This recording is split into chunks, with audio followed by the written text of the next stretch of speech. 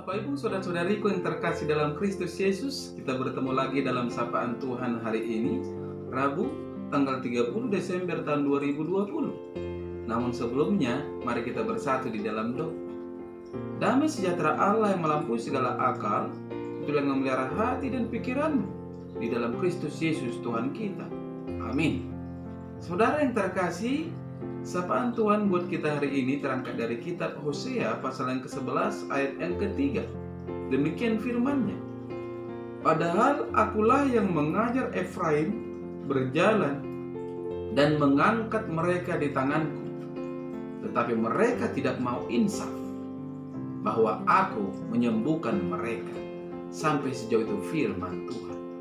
Saudara yang terkasih dalam Kristus Yesus, saya mengangkat tema dari kebenaran firman ini, yaitu kasih Tuhan tak terbatas.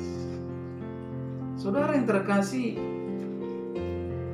kalau kita melihat kehidupan ini sering sekali terjadi sebagaimana suatu falsafah yang berkata air susu dibalas dengan air tuba.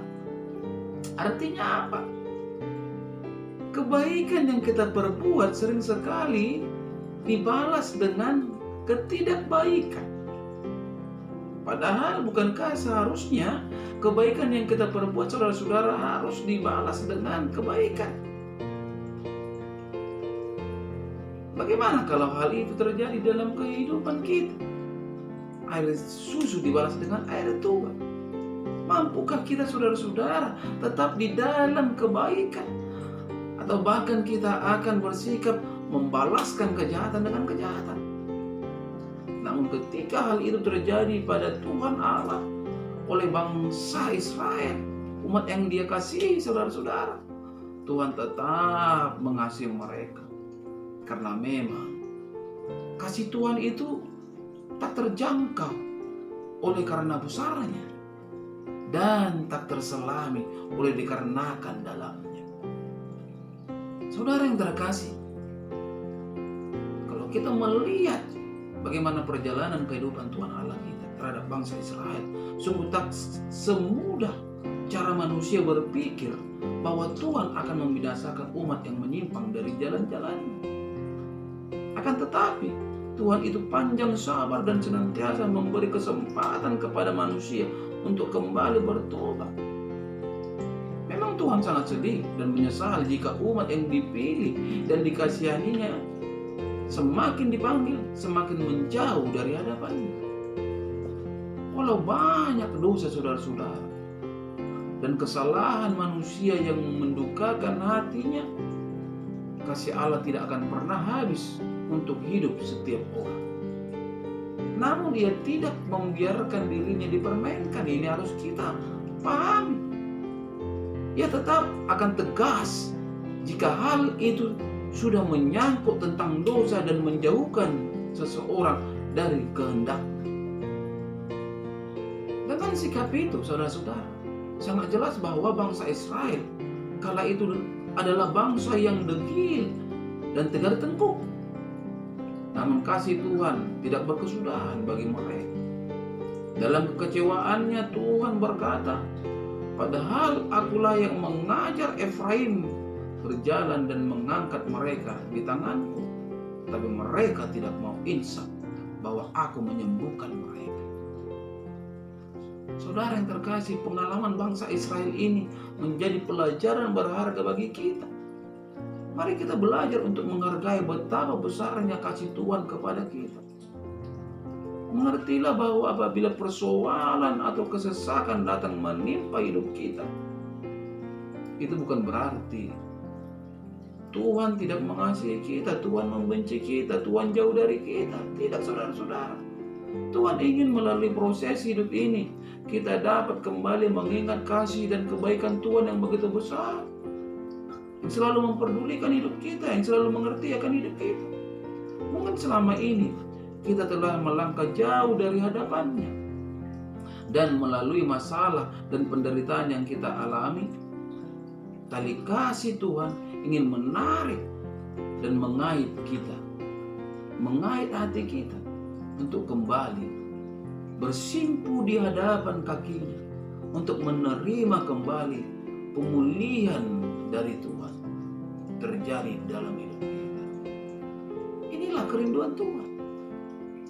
Kasih tidak selamanya memanjakan, tetapi ada kalanya mendidik dan mendisiplinkan. Ingatlah saudara-saudara, kasih yang tegas harus Tuhan lakukan agar kita tidak tersesat jalan.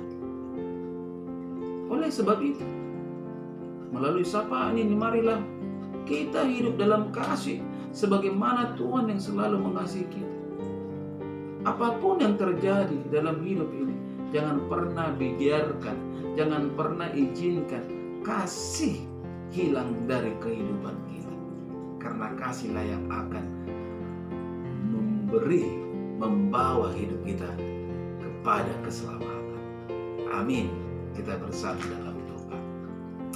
Terima kasih Bapa di surga untuk kebenaran dari firman-Mu yang telah berkumandang melalui media YouTube ini di pagi hari ini, yang mengajak kami dan mengingatkan kami bahwa kasih Tuhan kami tak terbatas, sangat luar biasa.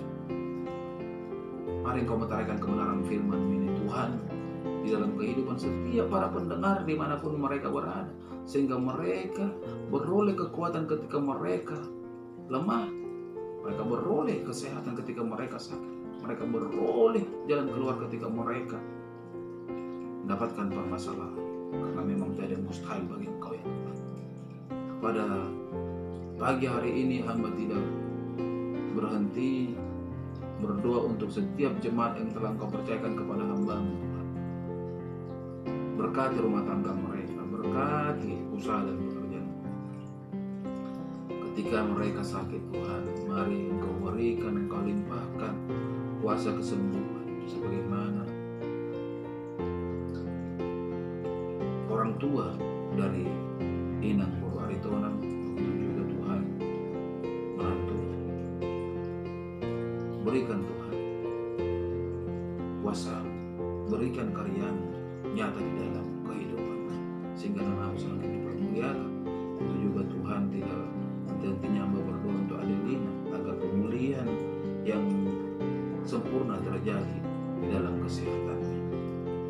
Tuhan Yesus yang baik, penuh kasih dan penuh rahmat, hamba juga berdoa untuk keluargaku Tuhan, saudara-saudariku yang jauh maupun yang dekat. Sebagaimana itu aku Tuhan yang tetap lagi dalam kurang sehat, itu Ella, itu Eli, itu Carlo, itu mari Kau berikan Tuhan kesembuhan bagi. Hanya kepadamu hamba mengadu, hanya kepadamu hamba mendengarkan setiap cerita Tuhan. Hamba ini Tuhan, ketika Engkau berkarya pasti segala sesuatu akan terjadi dan kesembuhan akan nyata. Itu juga Bapa, hamba berdoa untuk istriku dan anak-anakku yang ada di Batam. Balik bungkus mereka dengan kasih-Mu, balik bungkus mereka dengan kuasa-Mu, sehingga mereka selalu Tuhan hanya menempatkan diri mereka untuk kemuliaan bagi nama agar Tuhan mereka dari segala harapan, sehingga mereka menempatkan hidupnya hanya untuk meninggikan dan mengangkat kemuliaan bagi nama Tuhan. Dalam nama Kristus Yesus hamba berdoa dan mengucap syukur. Amin. Shalom buat kita semua. Salam sehat.